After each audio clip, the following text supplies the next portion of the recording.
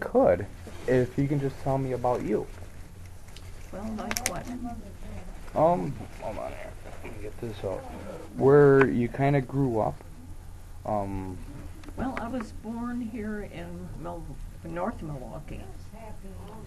It was a place all by itself, North Milwaukee. And then, are you taping this? No. this, yes. Is that okay? What I'm saying, you're taping? Is that okay? Well, I suppose. Okay, thank you. And then my father bought a farm. He had rented the farm where I was born, but then he bought a farm on Green Bay Road, which was Little Germany at that time. And then when World War I ended, and it was permitted to write and travel, my father's sister asked him if he would come to Germany and take over the family business, which was a mill and a little farm.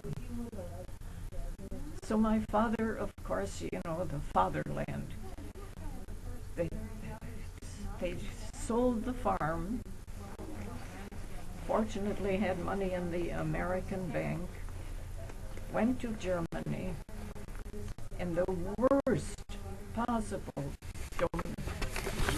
time in history. That was the time of inflation. When you went to buy something, you took your money in a bushel basket, and by next day it would be practically worthless. Oh, no. So, but anyway, we visited my father's place. Isolated. It's still isolated because I visited it twice. My mother looked at it and said she refused to be buried alive. Good for her. Yes. And of course, that made a rift between my father and his sister, because she blamed him for catering to my mother, which was the sensible thing to do. Right. In fact, well, anyway, so they bought a farm in a little town called Leuching, which I visited twice too, which is very nice. And that's in Germany? That's in Germany, yes. Okay. But so we stayed there for 2 years, but then my father had a chance to sell the property to an American and got American money for it. Oh. He was extremely fortunate. Of course, my father always says this is the biggest mistake he made in his whole lifetime. Well, he looked at it, but I said, Pa, it was great for us. Well, that didn't count as far as my father was concerned, because this concerned a lot of money, so my father was a very, very thrifty person.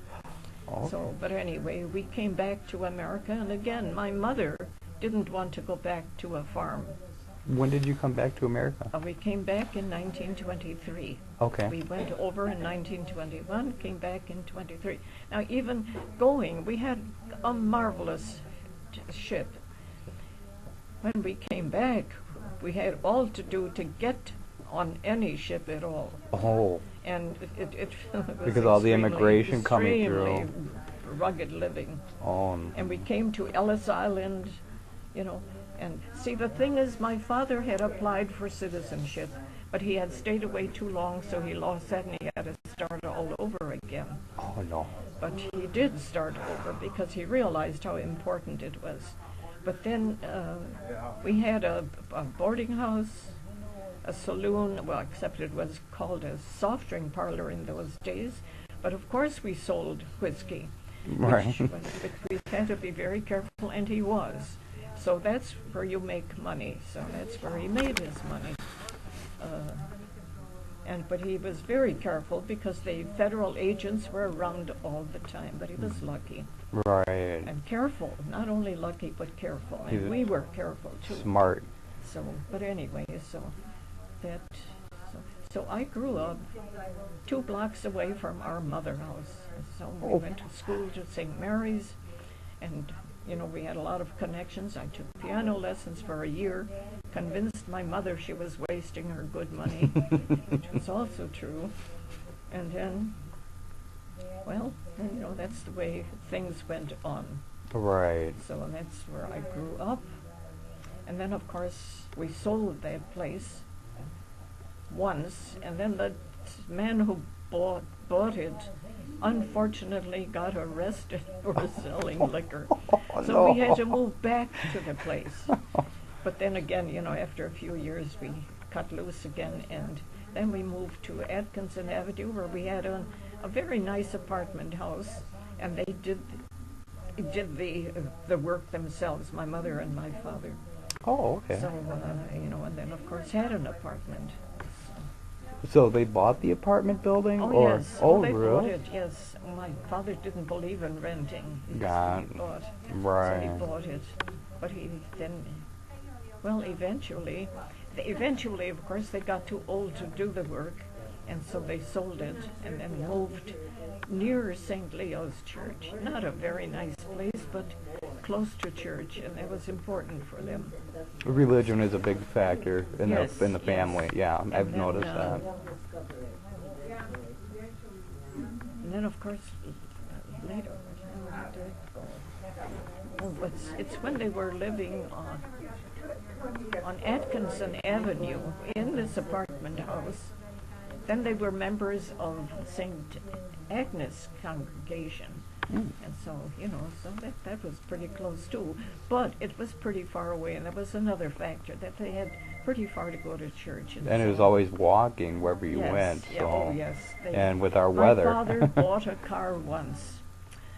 See, he had a truck when he was on the farm, and that was fine. He was about the only truck on the road, and so. But then when he bought a car, that was modern living.